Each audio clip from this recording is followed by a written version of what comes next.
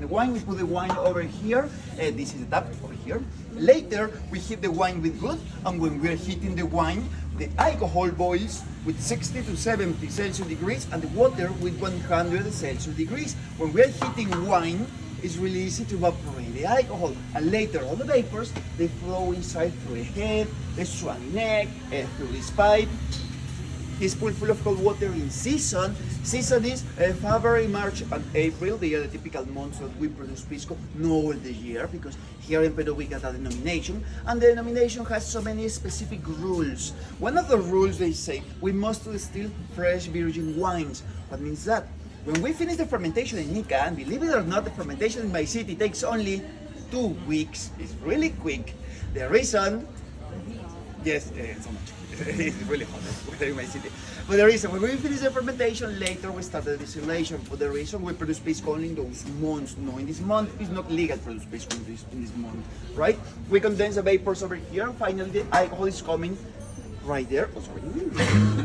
Yes, right there. It's like a dropping and dropping. The process is a really nice process. And the thing that makes the pisco really special and fascinating to so many people is we distill different wines and we use different grapes. For example, we produce 3 kinds of piscos in Peru. First one, pisco pure or single grape, when we work with the traditional grapes, and they are 8, white grapes and red grapes. The names: Italia, Torontel, Moscatel, Albilla, Quebranta, Uvina, Mollar, and finally Negra Criolla. Yes, they are the grapes. Category number 2, acholados, blends. We mix those piscos, some of them, we mix those piscos and we produce a different pisco. That's the acholado, it's a blend. Remember, just with piscos, no different alcohols, just piscos. And the third one and the last one is a really special category, is Pisco Mosto Verde. So many people don't understand why this pisco is really tasty and it's really expensive. Yeah, so many people, they say like, wow, this is so expensive, 200 soles for one single bottle. It's like, oh my god. Well, let me explain to you this part with a really easy way. For example, single grapes and acholados. Here we distill dry wines with 13, 14 or 15% of alcohol, and the production is really huge. We produce a lot of piscos, right? They got more aromas or less aromas, depends on the grape. In the case of the Mosto Verde, we distill sweet wines with 7 to 8% of alcohol. Half part production, really tiny. For the reason the Mosto Verde is really expensive.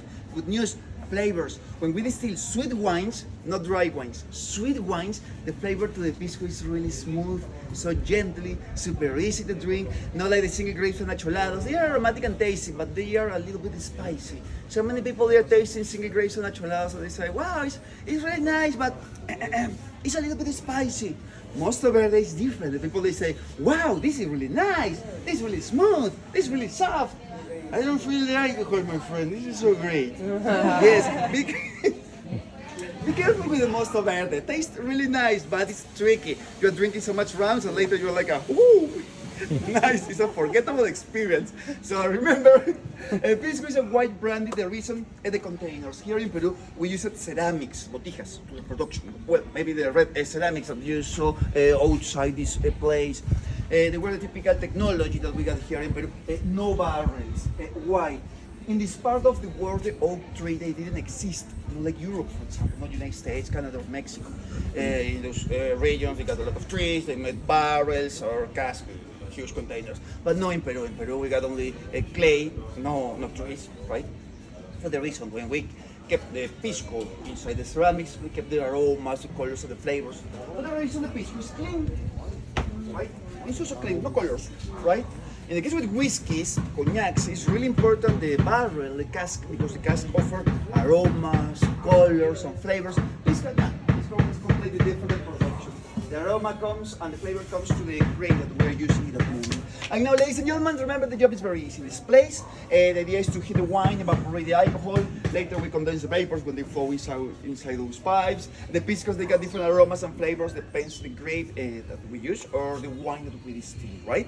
And now, ladies and gentlemen, that was the boring part, production.